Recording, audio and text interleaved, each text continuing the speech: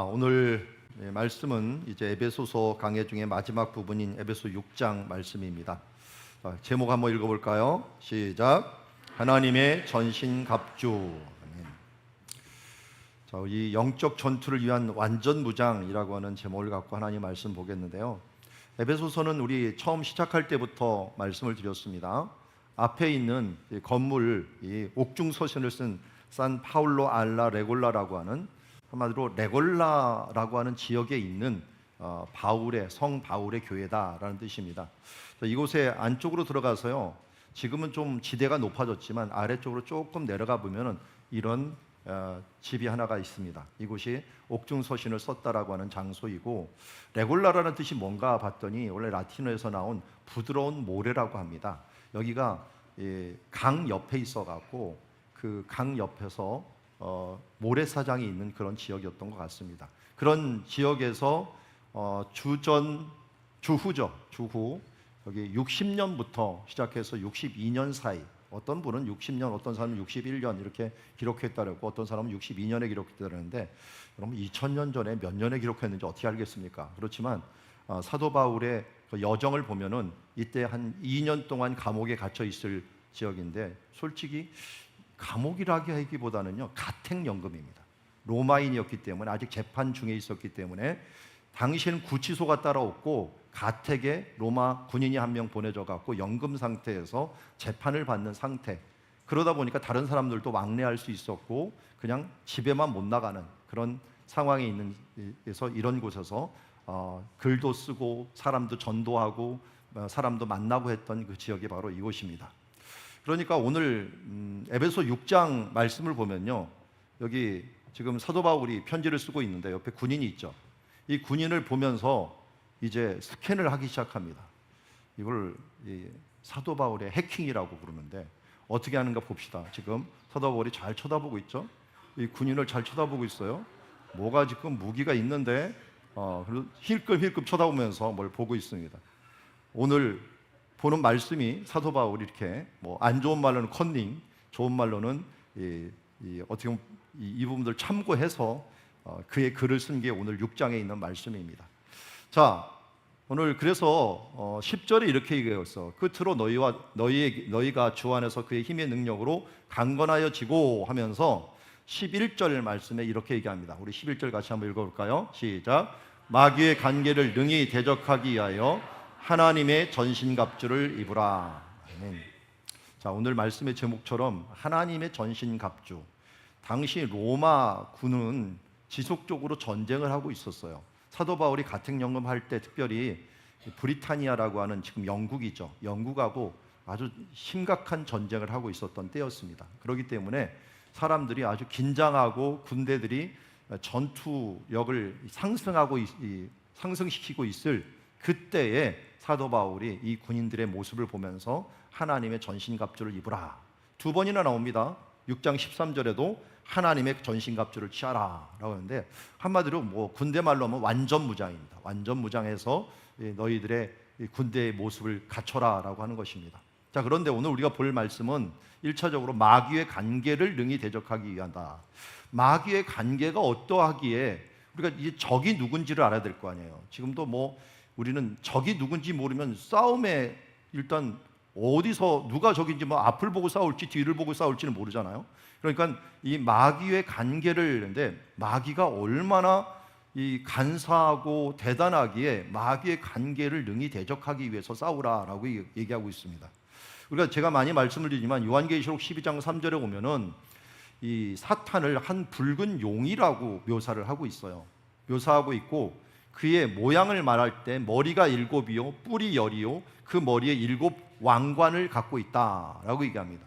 머리가 많다는 것은 머리가 좋다는 것이고, 뿔이 많다는 것은 힘이 있다는 뜻이고, 또 왕관이 있다는 것은 권력이 있다는 뜻입니다. 그러기에 사탄은 이 좋은 머리, 우리보다 7배 이상의 지혜로운 머리와, 그리고 이제 그가 힘과 능력을 가지고 공중 권세 잡은 자라고도 얘기하는데요, 힘을 가지고 권세를 활용을 해서 우리를 하나님 앞에서 떠나게 하는 일들을 하는 것이 마귀의 관계입니다. 그래서 우리는 이 에베소 4장부터 시작해서 이 마귀가 행하는 것들 얘기를 하잖아요. 이게 틈을 주지 말라. 무슨 틈을 주지 말라고요? 분노를 내게 하고 이걸 지속하게 해서 우리가 해가 지도록 분을 내지 말라. 그래서 마귀에게 틈을 주지 말라라고 얘기하는 것처럼 분노가 계속되면 마귀에게 틈이 되는 거예요. 그리고 거짓말, 교만, 또 낙심 이런 부분들이 바로 사탄이 우리에게 간계를 부리는 것이라고 할 수가 있어요. 자, 여기 보면은 사탄이 하는 일들은 1차적으로 에덴 동산에서 했던 일부터 시작해 보세요. 에덴 동산에서 사탄이 했던 일들이 뭡니까? 하나님 가치입니다. 하나님 가치. 내가 하나님 같이 한번 돼봐. 이거는 교만으로 치닫게 만드는 것입니다. 그래서 교만하게 만드는 거예요. 교만하게 만들었는데 하나님 같이 되려 했는데 진짜 하나님 같이 내가 선과 악을 내가 결정할게 하면서 선 악과를 내가 따먹었어요. 근데 그 결과가 어땠어요? 부끄러움이었습니다. 내가 선악과를 따먹어 보니까 내 힘과 내 능력으로 선악을 분별할 능력도 없고 나는 피조물이라는 사실을 깨달으니까 뭐예요? 바로 열등감으로 들어갑니다. 막 숨깁니다. 가립니다. 이게 바로 인간의 첫 번째 모습입니다. 하나님을 떠나 살았던 모습이에요. 그리고 어떨 때는 내가 이 교만함이 이루어지지 않았을 때는 이 열등감에 있을 때 분노를 합니다. 분노를 하다가 조금 더 이게 이루어지지 않아서 낙심으로 갑니다. 여러분, 이 모든 감정은 결국 어디서 나오느냐? 하나님 없이 살아가는 것들 때문에 일어납니다. 하나님이 중심에 있으면 교만과 열등감은 같은 감정이에요. 분노와 낙심도 같은 감정이에요. 어디서 오는? 하나님 없이 나 중심으로 내가 주인된 삶으로 살아가라고 하는 이 사탄의 간계를 인하여 일어나는 감정입니다. 그때마다 우리는 이 감정에 누가 문제인가를 쳐다보지 말고 이 감정이 어디서 왔는가 하는 부분들로 근본적으로 돌아갈 수가 있어야 됩니다. 이것이 하나님께서 우리에게 주시는 모습입니다. 그래서 13절에도 그 말씀을 합니다. 그러므로 하나님의 전신갑주를 취하라. 어떻게 하기 위해서? 모든 일을 행하기 위해 서기 위해서 이렇게 얘기합니다. 여기 보면은 악한 날이 분명히 있어요. 그리고 모든 일을 끝날 때가 있어요. 이게 악한 날과 끝날 때 모두 다 조심해야 될 때예요. 우리 여기 오늘 성현이가 제대하고 왔는데 여기 예준이도 제대하고 난 다음 조심해야 돼. 다 끝났으니까 이상하게 끝나고 난 다음에 체중 조절도 안 되고 끝나고 난 다음에 생활 패턴도 조정이 안 되고 할 때가 굉장히 많아. 이미 다 이루었다 할 때. 왜냐면 엘리야도 그랬거든요. 엘리야도 3년 반 동안 쫓겨다닐 때는 영성을 유지했는데 그야말로 불이 내리고 비가 내리고 했는데도 불구하고 그 다음 바로 낙심해갖고 이 로뎀 나무 밑에서 차라리 내가 죽는 게 낫겠습니다 라고 얘기합니다. 어려울 때는 이겼는데 조금만 평안하게 되다 보니까 뭡니까? 그 날에 무너져가는 모습을 보게 됩니다. 그래서 우리가 미리 준비를 해야 돼요. 전신갑주는 악한 날, 이 악한 날도 제가 얘기하죠. 이미 악한 날이 임하면은 그때는 준비할 시간이 없어요. 미리 준비를 해야죠. 우리도 마찬가지예요. 지금 장마가 오면은 수해가 나면은 미리 준비하지 않고 그때 준비하면 이미 늦어버립니다. 그래서 미리 모든 것을 준비해야 됩니다. 우리도 마찬가지죠. 인격을 먼저 준비하지 않으면 어떻게 돼요? 제가 자주 얘기하지만 사람이 화를 내면 IQ가 어떻게 된다고요? 누구하고 똑같다고요? 개하고 똑같아집니다. 그 당시의 판단력은 믿을 수가 없어요. 화가 나는 동시에 화를 안 내게 화를 다스리는 방법을 미리 연구를 해야지. 내가 이 인격을 내가 다져야지. 그 인격이 준비되지 않은 상태에서 무엇인가 나를 찌르는 말, 나를 화나게 하는 부분들이 된다면 그때부터는 이미 늦어버리는 순간이 되어버립니다. 이상하게 저도 자녀를 키우다 보니까 자녀들 자라날 때 보면은 부모가 약한 부분들을 자식이 너무 잘 알아요. 기가 막히게 알아요. 그래서 그 부분으로 부모를 찔러갖고 가끔 욱하게 만들 때가 있어요. 그런데 그 문제 해결이 됐으면, 그 문제 해결이 되면 나는 그 부분들을 넉넉히 이기고 화내지 않고 이길 수 있어요. 그런데 내가 해결이 되지 않은 부분들이 갑자기 화가 나버려요. 분노가 나면 그때부터는 이 문제가 자식의 문제가 아니라 다른 사람 문제가 아니라 사실은 내 문제였다는 것을 드러내는 것과 마찬가지입니다. 그것처럼 우리는 악한 날과 모든 일을 행한 후에 능히 서기 위해서 우리가 이것을 행해야 됩니다. 요한계시록 13장 3절에 보면은 이 악한 날 이런 우리들을 시험하는 이 존재가 사탄만 있는 게 아니에요. 사탄이 아니라 여기 보니까 바다의 한 짐승을 용이 그 바다의 짐승에게 능력과 보좌와 권세를 그에게 줍니다. 그리고 또 땅의 짐승이 있어요. 땅의 짐승이 있는데 땅에서 올라오는데 이 어린 양같이 두 뿔이 있고 용처럼 말을 하는데 짐승 앞에서 받은 바 이적을 행함으로 땅에 거하는 사람을 미혹하는 영이에요. 이걸 우리 거짓 선지자라고 얘기합니다. 양의 탈을 쓰고서 거짓 선지자로 막 이적도 행하고 능력도 행하는데 나중에 보니까 이 존재가 사탄의 지지를 받는 사람이라 존재라고 할 수가 있습니다. 우리의 적은 사실은 계속 말씀드리지만 보이는 현상이 아닙니다. 눈에 보이는 사람이나 눈에 보이는 문제가 아니라는 거예요. 오늘 여기 성경 말씀에 뭐라고 얘기합니까? 우리들의 이 싸움의 대상이 누구라고요? 같이 읽겠습니다. 시작. 우리 씨름이 육을 상대하는 것이 아니요 통치자들과 권세들과 이 어둠의 세상 주관자들과 하늘에 있는 악의 영들을 상대함이라. 아멘. 사람들 가운데 다툼이 일어나고 어려움이 일어나지만 사실 이 다툼과 어려움 속에 있는 뒤에 있는 존재를 볼 수가 있어야 됩니다. 사탄이 바다의 짐승이라고 하는 권세자들을 통해서 여기 있죠? 권세 통치자들, 권세자들 이런 존재들을 통해서 외부적으로 압력을 주기도 하고요. 이 뒤에 있는 악한 영, 세상을 주관하는 어둠의 세상, 악의 영들 중에서 내부적으로 우리를 속이면서 미혹하는 부분들을 하는 것이, 그러니까 뭐 우리 병이 들면 외과와 내과를 크게 나누듯이 외적인 압력은 이 바다 짐승을 통해서, 내적인 압력은 바로 거짓 선지자인 땅의 짐승을 통하여서 사탄이 우리를 전략을 썼고, 이게 뭐예요? 마귀의 관계입니다. 마귀의 간사한 계략을 통해서 우리를 무너뜨리려고 합니다. 그리고 우리는 뭐든지 무슨 일이 일어나면 먼저 그 뒤에가 무엇이냐, 목적이 무엇이냐, 어디서 이 부분들이 왔느냐를 분명히 볼 줄 알 수 있는 그런 능력들을 계속적으로 키우지 아니하면 당장 문제가 닥쳤을 때 사람만 보이고 현상만 보여갖고 그 가운데 넘어지는 모습을 보게 됩니다. 우리의 씨름은 이런 것과 관계 있는 씨름이 아니라는 사실들을 분명히 아시면서 우리 뒤에 무슨 일이 일어났는가 하는 것들을 우리 보면서 정말 믿음의 눈으로 쳐다볼 수 있기를 바랍니다. 12정탐꾼을 잘 아시잖아요. 12정탐꾼이 가서 정탐을 하면서 똑같이 봤어요. 그런데 나머지 10명은 겉의 모습만 봤습니다. 거대한 안악자손이라고 하는 거인자손을 봤고 또 큰 성터를 보면서 도저히 우리가 이길 수 없다라고 바라보았습니다. 그런데 여호수아와 갈렙은 뭐라고 얘기합니까? 그들 가운데 하나님이 없도다라고 얘기합니다. 그들은 뒤에 누가 그들을 지도하는가, 지배하는가를 보았어요. 봤더니 그런 껍데기예요.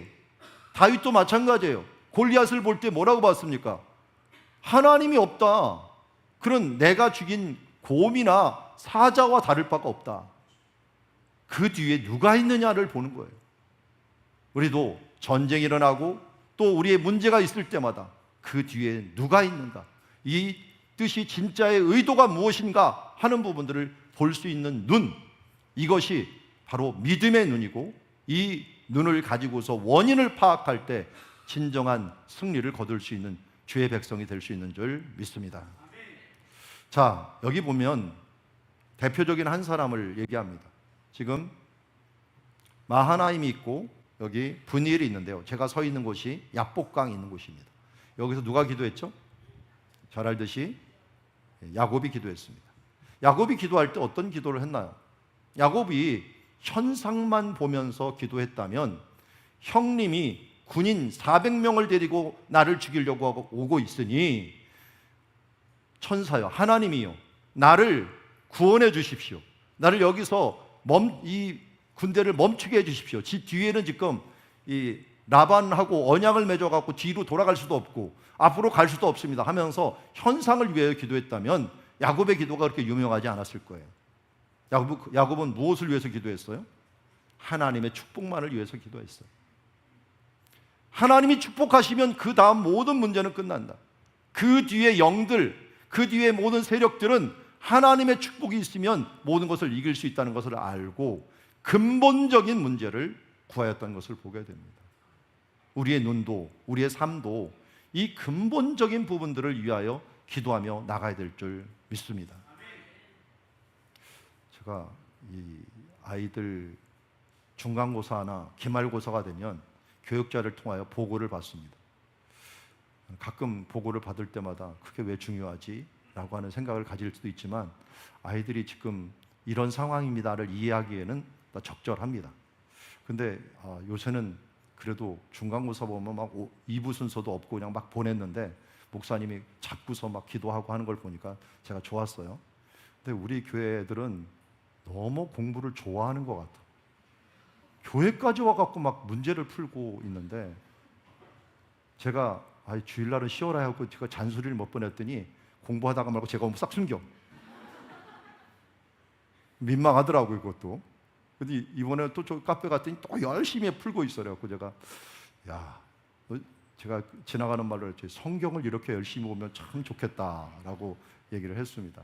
학부모가 그런 말이 있죠. 내가 소원이 하나 있는데 공부 그만하고 잠 좀 자라. 이런 말 하고 싶다는 학부모들이 있다 그러더라고요. 워낙 안 하니까 그런 사람도 있는데 너무 열심히 하니까 또 문제가 있는데, 여러분 어제도 제가 이런저런 대담 프로그램을 보다 보니까 무슨 부분들이 걸리냐면 영역 주권이라고 하는 거예요. 영역을 잘 정해줘야 되는데 아이들이 어렸을 때부터 뜨거운 것과 차가운 것, 그리고 가야 될 것과 가지 말아야 될 것, 이런 영역에 대한 부분들을 분명히 얘기해줘야 되고 해야 될 것과 하지 말아야 될 영역을 알려주는 게 굉장히 중요합니다. 우리도 마찬가지입니다. 우리가 최근에 D6를 하는 이유는 뭡니까? 이거는 교회에서 교육을 하면 안 됩니다. 교회에서는 교육할 수 있도록 도와주는 거죠. 교육은 부모들이 하는 거예요. 왜? 성경에서 누구한테 대상입니까? 내 부모에게. 내 부모가 부지런히 가르치라고 해. 내 자녀에게 부지런히 가르치라 했지 내 제자에게 부지런히 가르치라는 말이 1차적이 아니거든요. 물론 교회에서도 할 수 있습니다. 그렇지만 1차적인 책임은 부모에게 있습니다. 이게 영역이 문제가 되는 거예요. 학교와 나라와 우리 가정과 교회에 각자 영역이 있어요. 이 영역을 벗어나면 안 됩니다. 그리고 이게 종교와 이 정치를 분리한다는 것들도 영역을 자꾸만 잡고 있는 거잖아요. 마찬가지로 우리가 주일날 해야 될 것과 하지 말아야 될 것, 그리고 하나님 앞에서 해야 될 것과 하지 말아야 될 영역들을 잘 행하고, 그리고 근본적인 것이 무엇인가를 깨달아 알 수 있는 이 분별력을 가져야 돼요. 시간이 지나면 지날수록 뭔가 결정해야 될 일들이 더 많아집니다. 우리 아이들은 제가 어렸을 때 문득 기억이 나요. 우리 부모님들은 좋겠다, 어른들은 좋겠다, 자기 하고 싶은 거 다 하니까. 근데 어른이 돼 보니까 이걸 해야 되는지 안 해야 되는지 결정하는 일들이 정말 많아요. 이게 솔로몬이 부럽기도 해요. 솔로몬의 그 기도가 이 기도였구나. 정말 분별력을 달라고, 이게 선이고 이게 악이라는 걸 좀 분명하면 얼마나 좋겠어요. 이 길을 가는 게 저를 가는데 뭐가 좋은지 분명히 알면 얼마나 좋겠어요. 그런데 우리가 너무 많은 부분들에서 이게 혼돈되어 있다 보니까 영역을 결정하는 게 쉽지가 않아요. 그러기에 우리가 기도하면서 하나님께 그때 구하지 아니하면 무엇이 중요한지 어디로 가야 될지를 모른다는 거예요. 그래서 우리는 그냥 전신갑주가 아니라 하나님의 전신갑주를 구해야 된다는 거예요. 하나님의 축복을 받고 이 솔로몬이 기도했듯이 듣는 마음을 먼저 주십시오. 하나님께서 듣는 마음을 주사 선악을 분별하게, 내가 선악을 분별하는 게 아니라 하나님이 원하시는 선악이 무엇인가를 알아야지 후회함 없이 이 길을 갈 것 아닙니까? 그것을 위해서 기도하는 모습을 보게 됩니다. 자, 이렇게 분별력을 가졌으면 우리가 어떻게 됩니까? 이제 결정만 되면 그 다음 싸우는 것들은 무장이 돼 있어야 되는데 뭘로 무장하는가 봤더니 여기 보니까 쭉 무기가 있는데 이걸 우리가 해킹했다고 했는데 여기 있는 로마 군병들의 모습을 보면서 해킹했지만 사실은 앞에 나오는 게 뭡니까? 진리, 의, 복음, 믿음, 구원의 확신, 그리고 말씀, 이런 것으로 무장을 하라는 것입니다. 진리의 허리띠를 딱 띠고 우리가 무엇인지 결정할 때 어떻게 돼요? 중심을 잡아야 돼요. 우리 코어를 잡아야 되는 게 진리의 말씀입니다. 이 말씀이 이게 하나님의 뜻이냐, 이게 옳은 것이냐 하는, 이건 진정으로 옳다라면 중심이 잡아지는 겁니다.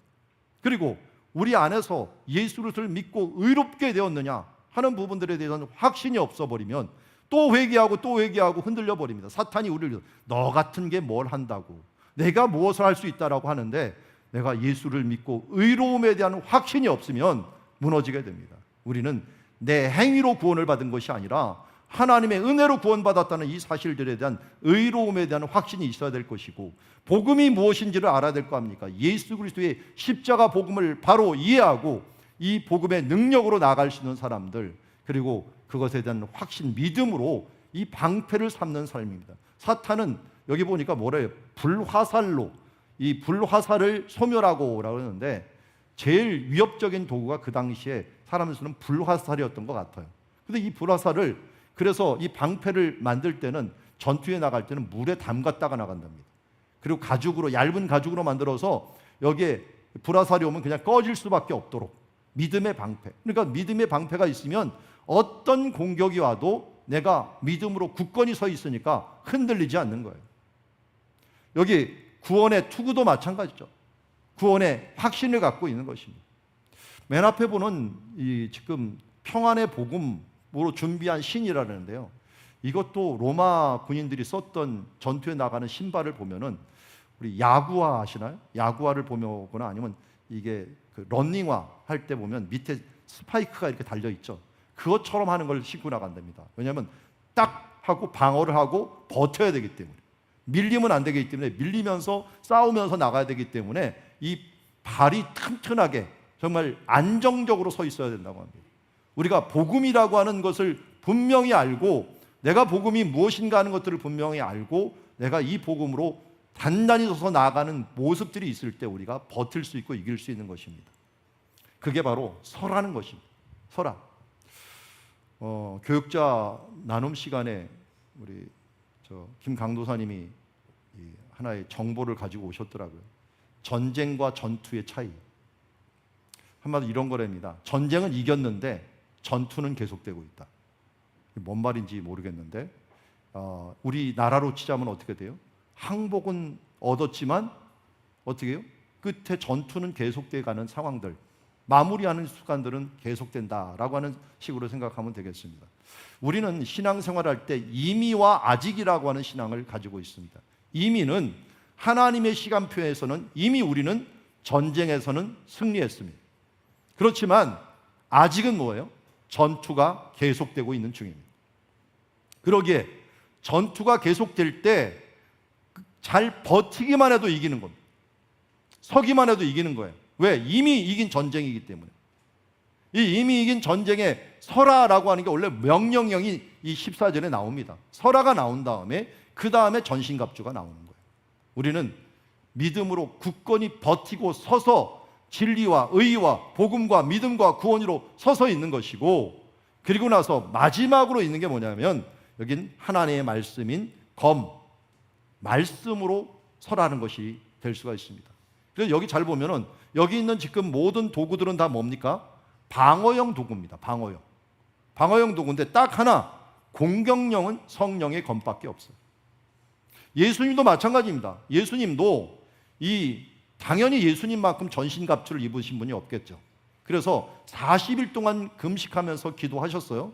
그리고 나서 사탄이 와서 공격을 합니다. 크게 육신의 정욕, 안목의 정욕, 이생의 자랑. 육신의 정욕, 안목의 정욕, 이생의 자랑입니다. 왜냐하면 여기 보면 배고프니까 이걸 떡으로 만들어 먹어라. 이 돌이 꼭 색깔이 빵 색깔이에요. 빵을 만들어 먹어라. 뭐 어떠냐라고 얘기합니다.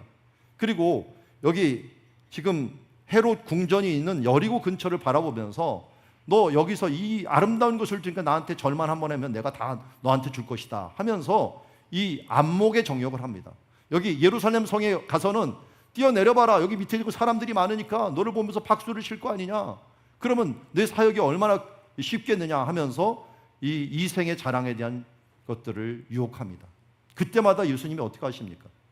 그때마다 하나님 말씀을 사용하십니다.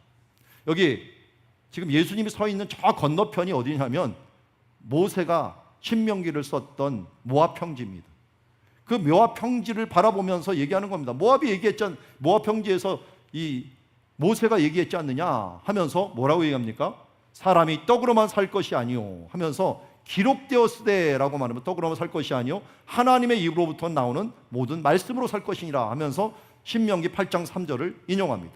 또한 안목의 정욕을 얘기할 때 저라면 내가 주겠다 그랬더니 주 너희 하나님께 경배하고 그만을 섬기라 하면서 신명기 6장 13절 말씀을 인용하십니다. 그리고 또한 이생의 자랑에 대한 부분들을 유혹할 때 이때는 뭐까지 인용하면 사탄이요 인용하는 것이 성경 말씀까지 인용을 해요. 성경까지 인용을 하면서 예수님을 그러니까 성경의 흐름에 맞지 않는 그 말씀을 끄집어내 갖고 그 흐름에 맞지 않는 것을 유혹을 합니다. 그럴 때 뭐 합니까? 너희 하나님께 경배하고 다만 그를 섬기라 하면서 또 신명기 말씀을 인용하여서 이것을 이기는 것을 보게 됩니다. 이게 말씀의 검입니다. 우리가 시험이 있고 어려움이 있을 때 먼저 해야 되는 게 뭡니까? 제가 지속적으로 말씀드리면 말씀을 먼저 기억하십시오. 말씀을 찾아야 됩니다. 찾으려면 어떻게 돼요? 여러 가지 찾을 수 있지만 미리 사전에 공부를 해놔야 돼요. 말씀을 성경을 꾸준히 읽고 암송을 하고 나가는 게 뭡니까? 이게 바로 우리의 성령의 검입니다. 그래서 계속 밀리고 버티고만 있으면 공격을 안 하면 계속 버티기가 힘듭니다. 공격하며 나갈 수 있는 그것이 바로 하나님의 말씀이다. 말씀의 검으로 하시고 그런데 나는 기억력이 안 좋아서 이해력이 안 좋아서 염려하지 마십시오. 제가 해본 결과 이해가 안 됩니까? 10번 읽으세요. 그냥 읽지 마시고 소리 내서 읽으세요. 하나님이 이상하게 성령님을 우리에게 주셔갖고요 이해할 수 있도록 만들어 주셔요. 10번 소리 내서 읽었는데도 이해가 안 된다 그러면 암송을 하세요.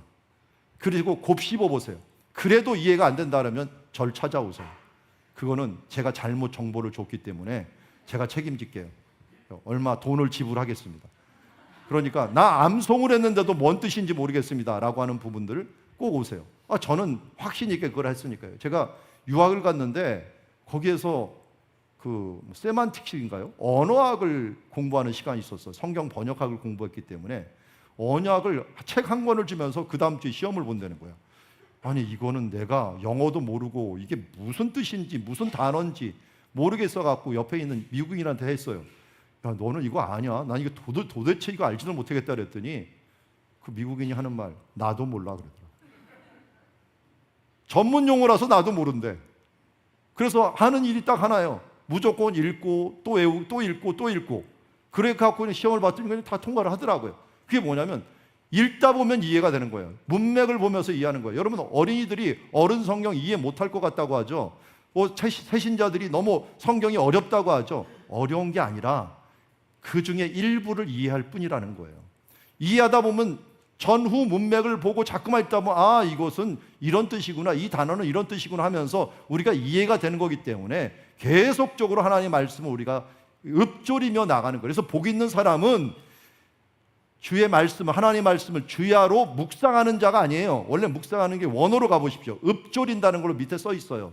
자꾸만 내 입으로 읊조리는 일들. 그래서 여러분들이 제발 좀 집에서 성경 읽기를 하세요. 읽기를. 아이들 성경 이해를 못한다, 공부를 못한다 하지 마시고 성경 읽기만 제대로 해도 이 세상에서 살아가는데 전혀 문제가 없어요. 왜냐하면 성경을 이해할 정도만 되면요 세상에서 이해하지 못할 문제가 없어요. 그러기에 소리 내서 읽도록 만들으세요. 그게 하나님께서 우리에게 주신 복이라고 얘기잖아요. 복 있는 사람이 어떤 사람이 복 있냐? 여호와의 말씀을 주야로 읊조리는 자들이다. 암송까지 하면서 읊조린다면 그 사람은 분명히 복 있는 삶을 살아갈 수밖에 없는 줄 믿습니다. 오늘도 그 말씀의 검, 이 검으로 예수님이 승리하였듯이 우리도 말씀의 검으로 승리하는 주의 자녀들이 되기를 주의 이름으로 축원합니다. 자, 오늘 전신갑주를 제가 일부러 많은 것을 설명하지 않았어요. 전신갑주는 하나의 테마이고 이것에 큰 초점을 너무 맞추다 보면 세세하게 초점을 맞추다 보면 이 흐름이 없어질까 봐요. 자, 전신갑주는 한마디로 예수 그리스도로 무장하라는 거예요. 왜냐하면 로마서 13장 14절에 보면은 오직 주 예수 그리스도로 옷 입고 라고 얘기하고 있거든요.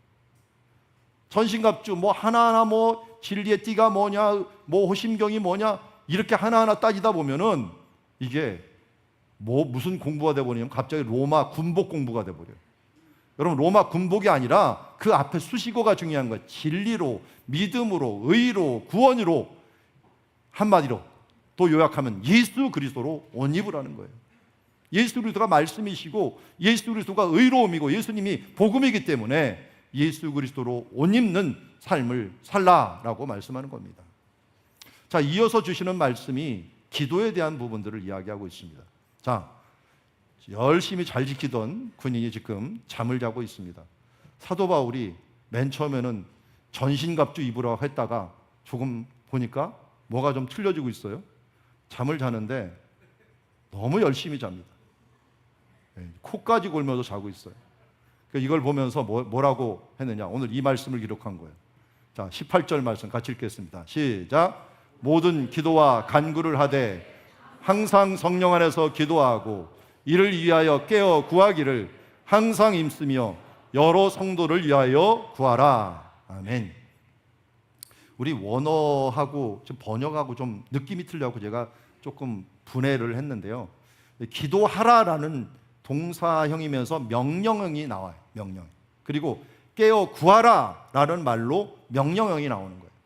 그러니까 기도와 간구를 하는데 어떤 식으로 하느냐? 1차적으로 성령 안에서 하는 거예요. 사실 잘 보면 여기 그림을 그렸지만 우리를 감싸고 있는 것은 성령입니다. 성령의 감동으로 성경이 기록되었고, 그러기에 성령의 감동된 말씀은 성령으로만 아는데 성령으로 충만하기 위한 도구 중에 하나가 기도입니다. 그래서 기도하면서 말씀 보면서 기도하지 않으면 나도 모르게 오해하는 경우들이 생긴다는 거예요.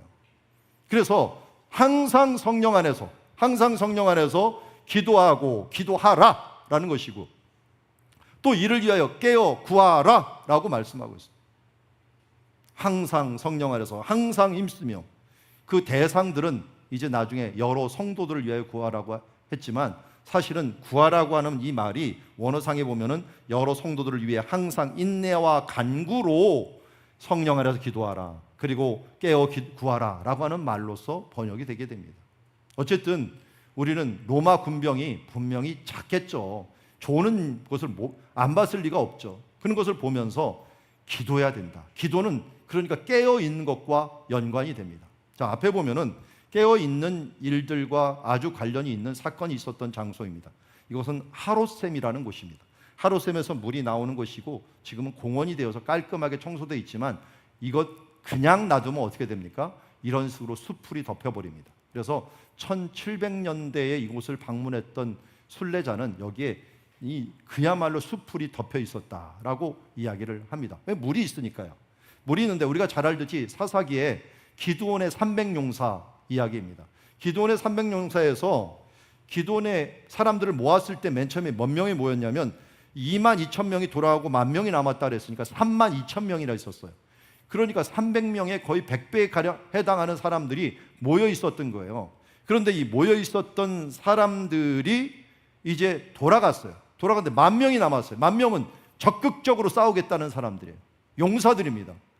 이들 가운데 힘이 센 사람, 전쟁을 잘하는 사람, 이 사람을 택한 게 아니라 하나님은 이상하게 물가로 내려가서 물을 먹으려는데 이 먹으려는 사람들 중에서 요 서 있는 사람만 뽑으라는 겁니다.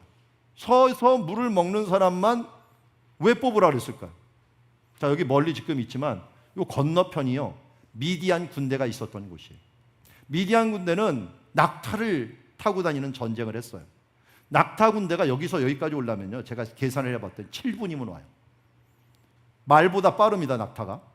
그렇기 때문에 7분이면 이곳에 도착을 하는데 그때 물 먹다가 갑자기 귀십을 당하면은 이 사람들은 언제 어떻게 될지 모르겠어요. 군인은 1차적인 게 뭐냐? 경계를 게을리하면 안 됩니다. 그러니까 이 사람들은 왜 서갖고 물을 먹었느냐? 뭐 다리가 뻐정이라고 그런 건 아니잖아요. 왜 그렇습니까? 물을 먹으면서 주변을 돌아본 거예요. 언제 적이 오는가 하는 것을 경계를 게을리하지 않은 것들. 그래서 기드온의 300용사를 기드온이 아니라 기도의 300용사라고 가끔 얘기하는 것 중에 하나가 경계를 게을리하지 않았기 때문에 그렇습니다. 마찬가지입니다. 전신무장하면 뭐합니까? 잠자다가 당하는 거죠. 전신무장이 중요한 게 아니라 우리가 하나님의 전신갑주를 입어도 깨어 있어야만이 전투를 이길 수가 있는 거예요. 우리 성도들도 마찬가지, 우리도 마찬가지입니다. 제가 아무리 많은 지식을 갖고 있고 여러분들이 무슨 제자훈련이고 뭐를 다 끝났다고 한들 깨어 있지 않아 버리면은 언제 사탄에게 틈을 줘갖고 무너질 수밖에 없는 게 우리들의 모습입니다. 그러기에 기도원의 300용사에서는 전투 잘하는 사람, 힘 있는 사람, 사명감이 투철한 사람을 택한 게 아니라 깨어 있는 사람을 택했다는 겁니다. 하나님이 쓰시는 사람은 그래서 일단 자원하며 하나님의 말씀을 향하여 나아가고자 하는 이 10,000명도 있었지만 그 10,000명 중에서 9,700대 300이라고 하는 이 정말 극소수의 사람을 통하여서 하나님의 나라를 이루어가는 것을 보게 됩니다. 지금도 많은 사람들이 필요한 것이 아닙니다. 오늘 이 시간도 깨어서 하나님의 말씀을 보고 하나님께 충실한 사람들을 통하여 일하고 계십니다. 사탄은 어떻게든지 우리를 산만하게 합니다. 지금 이 시대가 가장 산만한 시대를 살고 있어요. 지금 여기도 제가 얼뜻 보면 핸드폰 보는 사람 5사람 있어요.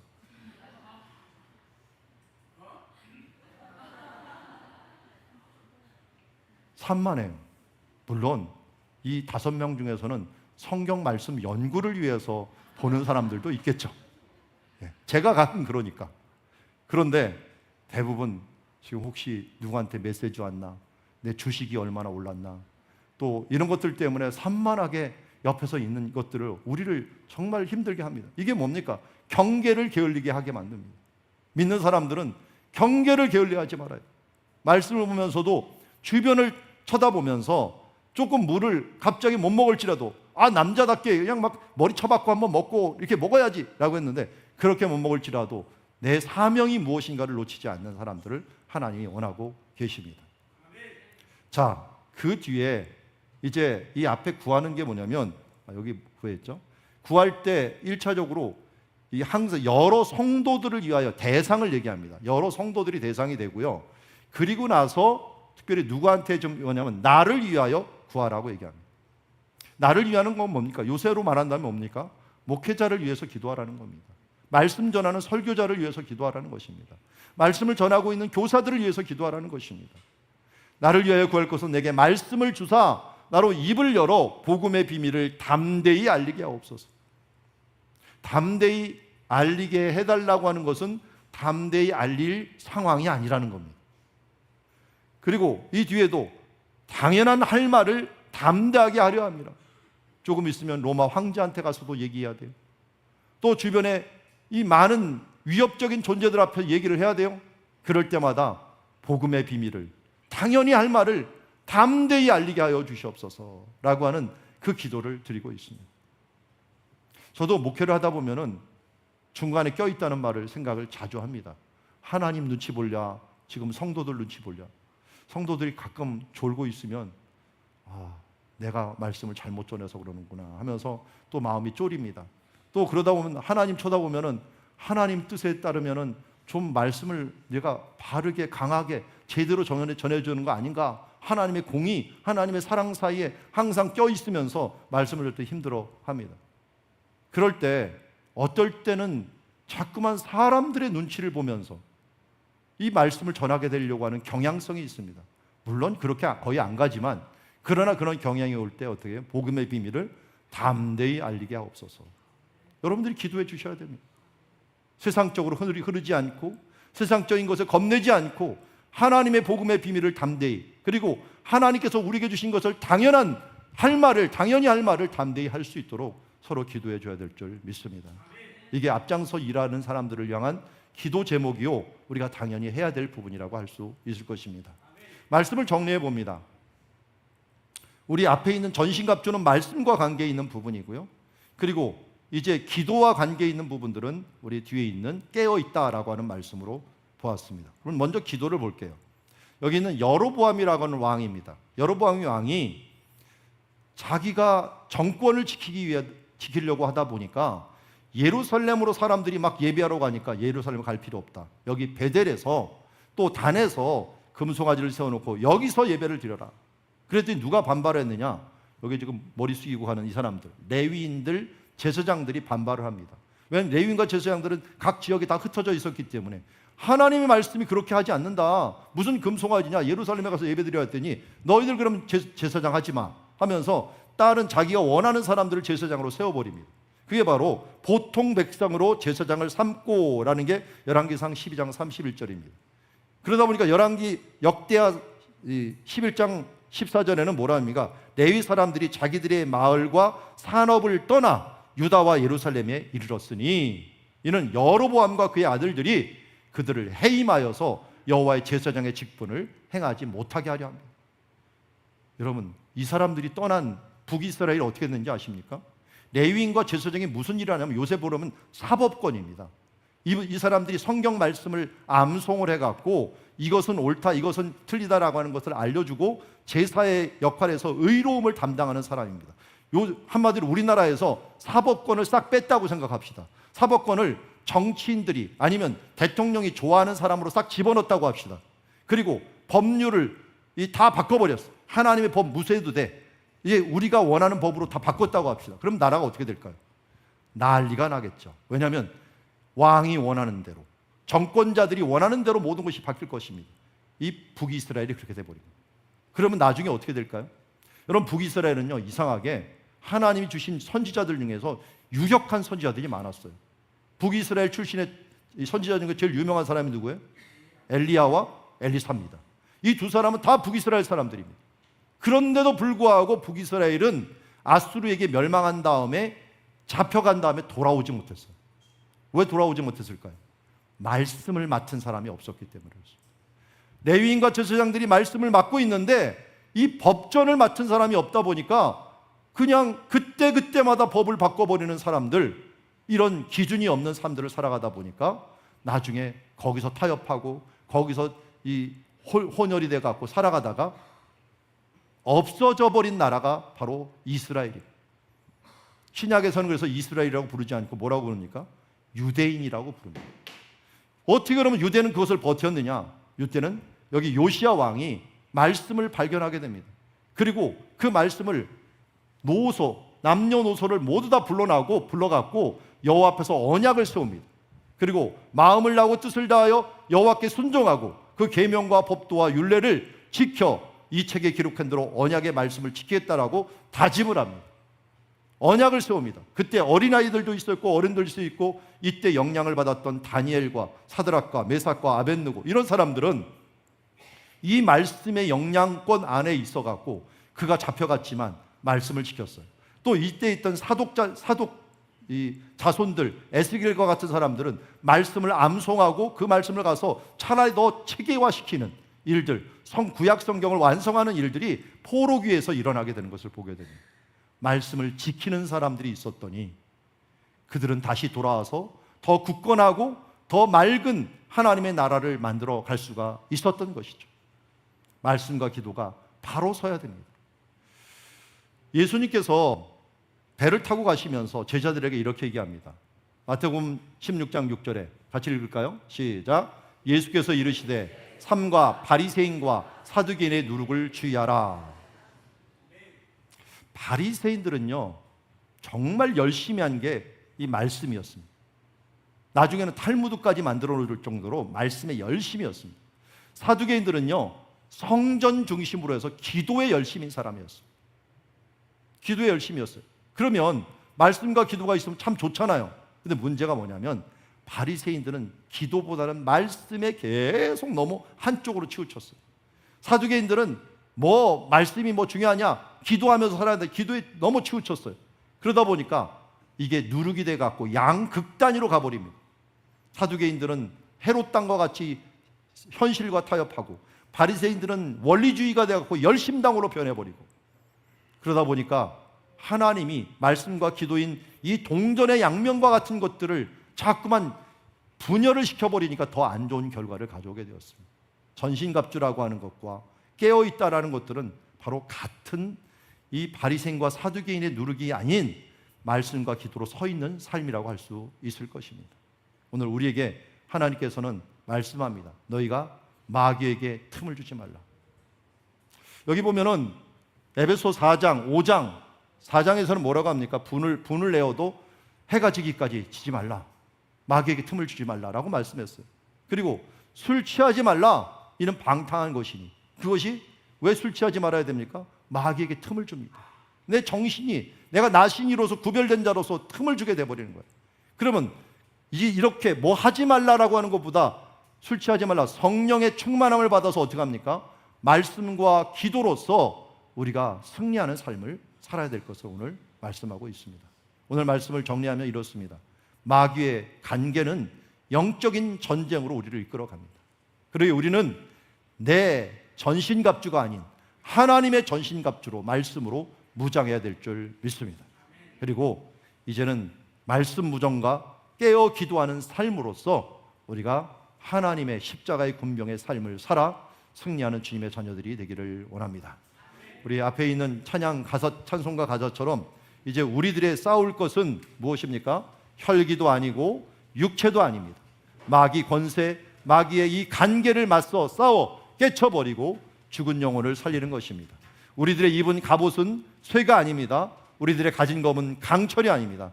하나님께 받아가진 평화의 복음, 거룩한 말씀, 이 말씀으로 우리가 승리해야 될 줄 믿습니다.